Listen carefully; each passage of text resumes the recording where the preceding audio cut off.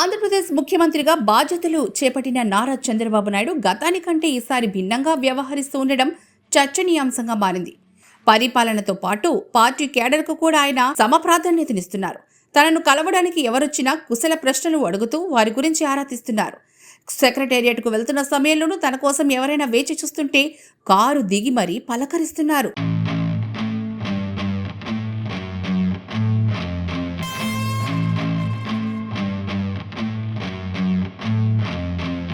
ఈ కోవలోనే చంద్రబాబు 2 సార్లు తన కాన్వాయ్ ఆపి సందర్శకులను కలుసుకోవడం ప్రాధాన్యతను సంతరించుకున్నది. సోమవారం సెక్రటేరియట్ నుంచి ఉండవల్లిలోని తన నివాసానికి వెళ్తున్న సమయంలో చంద్రబాబుకు అభివాదం చేసేందుకు భారీ సంఖ్యలో సందర్శకులు గుమిగూడారు. దీంతో మొదటి బ్లాక్ వద్ద కారు దిగిన ఆయన పలువురితో ఫోటోలు దిగారు. ఆ తర్వాత మరోసారి 2వ బ్లాక్ వద్ద కారు దిగి కాసేపు సందర్శకులతో ముచ్చటించారు.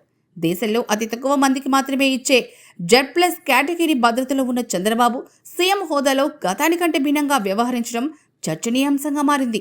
సచివాలయంలో తనను కలిసేందుకు వచ్చిన సందర్శకులు నిరుత్సాహపడకుండా ఆయన సమయాన్ని కేటాయిస్తుండటంపై ప్రశంసలు కురిపిస్తున్నారు.